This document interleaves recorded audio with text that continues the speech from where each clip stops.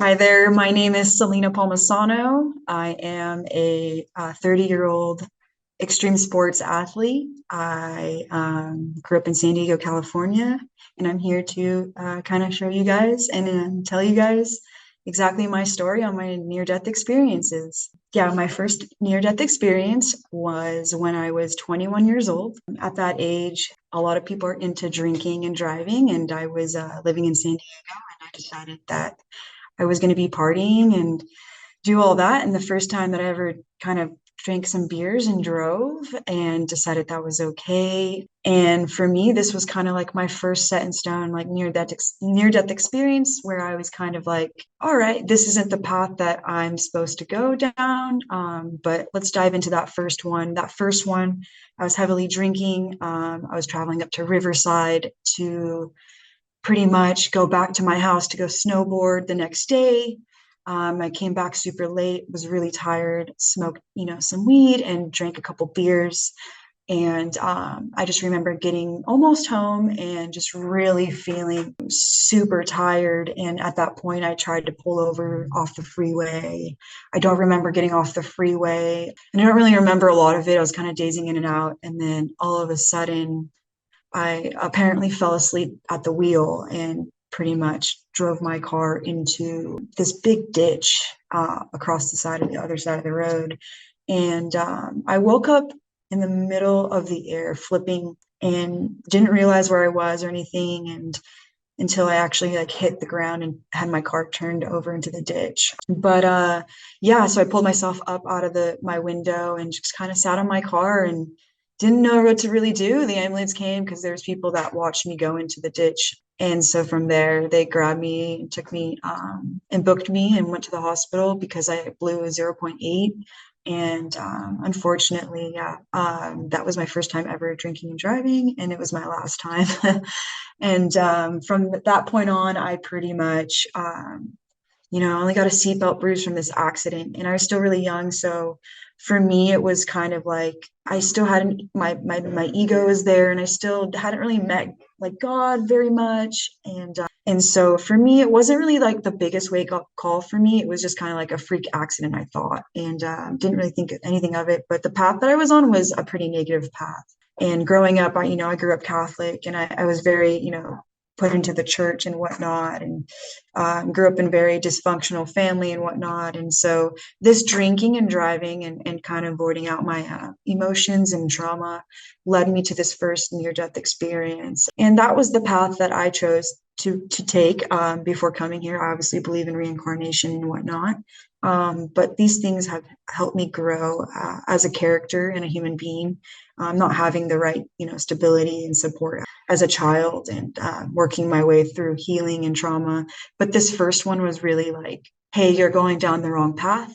God wanted me to kind of realize like this isn't what, this happened to you so early on, and everyone else pretty much not everyone else gets away with it, but a lot of people can get away with these things. And for me, I couldn't get away with it. That wasn't what I was here on earth to do. So I pretty much, yeah, went down that path and didn't want to go down that path anymore.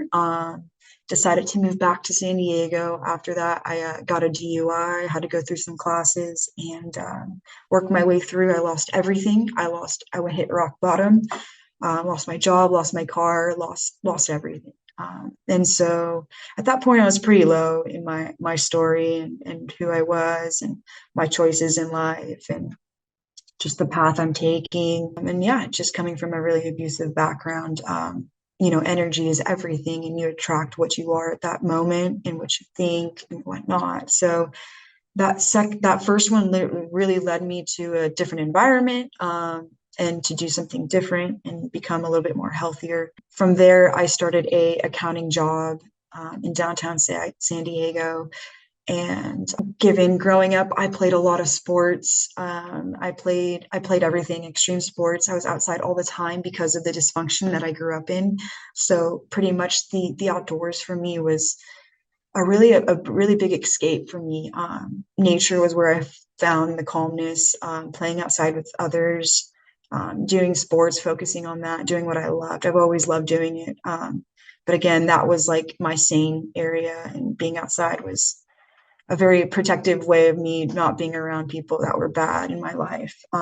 And so going from there, I started a job in downtown San Diego doing accounting again, of course. And from there, I was skateboarding a lot. I was doing a lot of team sports, pretty young, 23-ish. And yeah, just trying to find my way in the world and what the system kind of teaches you. You got to go to college, you got to do this and that. And I was following that path, but it wasn't really necessarily my soul. And what I'm here to do and my purpose. And that second one was really an awakening to my soul and what I'm here to do. And this story starts with me going to my car, which was parked across from a skate shop in downtown San Diego called Slappy's Garage. I went to grab my lunch and come back. I was pretty much on my skateboard, crossing the street at a decent pace and everything. And then all of a sudden I see this guy in a truck who ran the stop sign. And as I was crossing the street, he was texting, looking down at his phone. So he wasn't even aware that he was about to hit someone or, run me over or whatnot. But yeah, at that moment, he wasn't stopping. So I pretty much tried to wave him down, get his attention. His eyes weren't even focused on the, the road or anything. And yeah, so he was coming so fast that I decided I had to either dive or jump over onto his truck. I ended up diving, and for some weird reason, I believe in deep down in my soul that I was pulled back by an energy. I was forced to go through this awakening. It was, meant to happen. The truck ended up rolling over my legs, and I was run over and sat there on the ground and just in complete shock and whatnot. And the guy kept going and finally realized he didn't hit a pothole or a speed bump and came back and pretty much asked if I was okay. And then he tried to pay me off as well. And it was just a really, really bad situation. And I ended up getting, nothing really crazy out of it except for an ACL tear. As an athlete, that's super important to me. I still haven't gotten it fixed just because of legal situations. I lost a lot in that situation. I wasn't able to have surgery or anything as an athlete. That really, is important. But I kept playing on it, and I still play on it to this day. I just keep going because, life is short and I don't know when my life will ever end. So I just keep doing what I can with my body that I'm given. And from there, I was taken to the ICU nurse, and they said they couldn't believe, this is a miracle. Like, you're here for something special with the sparkle in your eyes and the smile on your face right now. She's like, I've been here for 25 years and I can't believe that you're untouched. I mean, someone's watching out for you. And at that moment, I didn't really grasp, what was going on, but that literally led me to a spiritual awakening. I remember coming home from the hospital that night and just, experiencing an out-of-body experience, watching my body float.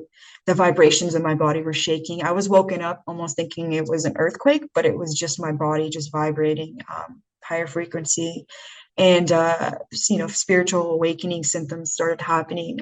Things weren't working, electronics weren't working, things like signs in the universe. I started getting introduced to, angel numbers and just synchronicities and just being able to read the universe very well and being in tune with the universe and understanding that God is surrounded in everything that we do and who we are. Before that second near-death experience, I was experiencing a lot of, suicidal thoughts. And I even went to a trolley in downtown San Diego, and I decided, I wanted to end my life because I had nothing.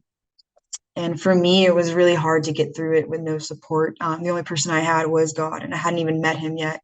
But this experience at the trolley really brought me to him. I was sitting there down at the trolley. This was right before my second near death, and I decided, I'm just gonna walk in front of the trolley and end my life. And at that moment, no one was around me. No one knew it was what I was thinking. And I started to walk towards the trolley, and pretty much this Black gentleman came up to me as soon as I was getting to the edge, and he came and he took my hand, and he was like, you don't need to do this. You're very special. You're here for a reason, and you belong here. And it makes me cry sometimes because it's just truly unbelievable, how much God has really helped me get through the hard times. But that was the moment where I met God, and it's been really nice to walk with him through the second near-death experience, and then through my third one, excuse me.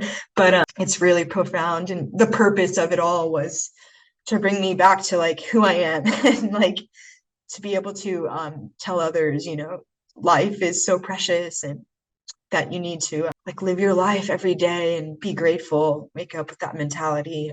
You never know when it's going to end. But again, that second near-death experience was so important to me because it got me out of the accounting job. It got me out to do what I loved. I quit that job so quick and I moved to Hawaii, and it was very spiritual time for me. I got really in tune with who I was, my dark side, my weaknesses, my strengths, who I am as a person, how I can, become a person of change and inspiration for others in this world, given, the path that I was given. And yeah, I think that I think deep down inside that the day that I got ran over on my skateboard was the day I found my soul. It was the day that I decided to look at life a little differently and become a board sport enthusiast and an athlete, and to inspire other, females and males to follow their dreams. And yeah, don't do things that maybe your family is telling you, maybe the restrictions you grow up with, and to be yourself and really do what you love every single day. And so from that point on, I did everything that I loved every single day, and woke up grateful and try to be more aware of my energy I was putting out. And like I said, I moved to Hawaii and just became really in tune with God and this world, and still working on my craft. I ended up becoming, professional bodyboarder. I'm pretty much a professional skateboarder. I do it, all the time. It's what I love. It's what lights me up. And yeah, that second near-death experience released a chemical in me, I think, maybe a little DMT hit, whatever, that natural DMT. And I saw death for a moment, and for me, I'm not afraid to die anymore, because that's the gift, life. And so, a couple of years went on. I was in Hawaii, doing my thing and just really, living life to the fullest. And I came back after about 5 years, and then ended up, doing another job that I wasn't really loving, and getting in kind of the same rut. I kind of fell back a little bit just because the world we live in is based off a lot, you have to survive and make money. And so for me, it was hard, the struggle. So I came back and decided to get into a situation where I can make more money rather than I'm happy. And that still wasn't working out. I was a little bit stubborn. I was like, I need more money, and that's really not like why I'm here. It's the money comes when you do things that you love. And I think that was another wake-up call for me. This third near-death experience woke me up to just keep doing your path, and to get sober and to really become someone, just a better character, your best self. This third near-death experience was probably the most craziest one. I think the second one was more spiritual. I think the third one was, you need to heal your traumas and slow down a little bit, but just be grateful, and be careful of the decisions you're making in the future. But this third one, I was pulling my Kawasaki Ninja out of the garage, and it's a street bike. It's pretty fast, and I was going to sell it that day. And I end up getting to the first stop sign outside my brother's house, and I started to accelerate, and this lady, she was coming the opposite way on that road, and she had happened to live right in front of where that stop sign was. And so when I accelerated, I was going, and she was about to turn into her driveway, and she wanted to go first. So I pretty much didn't have any space to stop. She pretty much jammed me into a spot where I had no choice but to hit her car and fly over the hood. In that moment, I was ejected from my bike. My bike flew to the right of me, and my whole body flew towards this car that was parked, her husband's car. Ironically, it was parked on the street, And so I flew over her hood. And as I flew over her hood, I just felt this like sense of calmness. It happened so fast, but like in that calmness, it was like a pause. And within that pause, it was kind of, there is this just bubble of protection, almost like this energy bubble. I like to describe it, but it just felt like I was just in a safe spot and protected. And then when I fell, I was jammed in between a car bumper and concrete. So my head was jammed in there, and I pulled it out. And yeah, I think to this day, like that was the most gnarliest one, because I know that there's no way I would have survived that if it was an inch above, an inch below, if my head was a little centimeter bigger. God has full control of the situation, and that's exactly what I felt when I came out of it. And so for me, it totaled my bike, but it ended up becoming a full circle for me. And so from there, it was that third near-death experience, again, woke me up to some of the deep, deep traumas that I was still holding in. I got a scar from it and stuff like that. Nothing else really happened to me except for like road rash. But this scar kind of reminds me every day, like, hey, like anything can happen when you're doing anything in life, and you never know when it's your time. And just to keep going and doing what you love, but to make sure that you're really looking inward and really working on yourself, and connecting with a higher purpose, or a higher energy.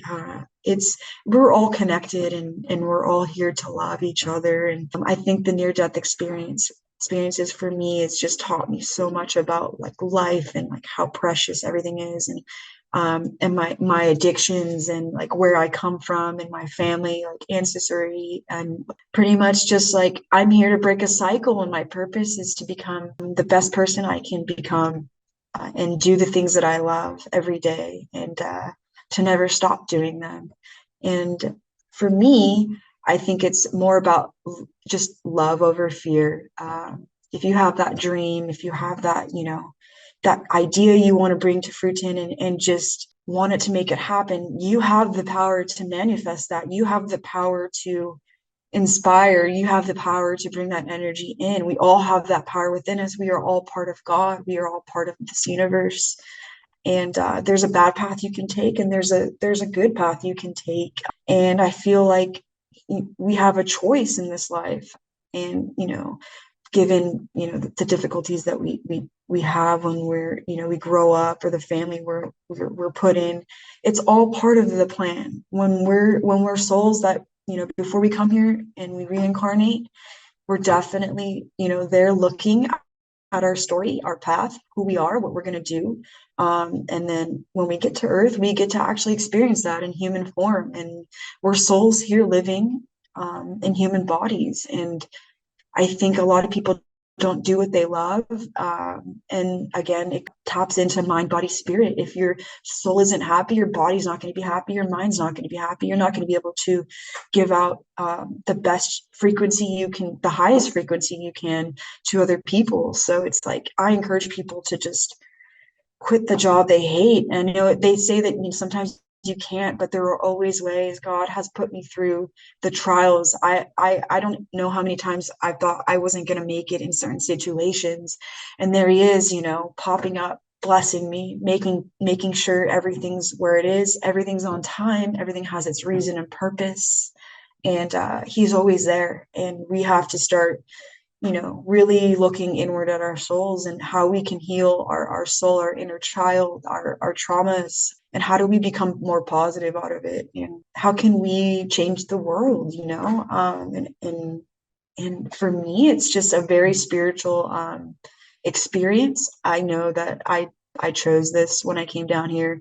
I definitely believe in synchronicities and magic, and just the magic of the universe. And there's certain instances that have brought me to that. Obviously, there was one example when I was going through my second near-death experience. I didn't have anything, right? So I was walking, I was kind of trawling and stuff like that.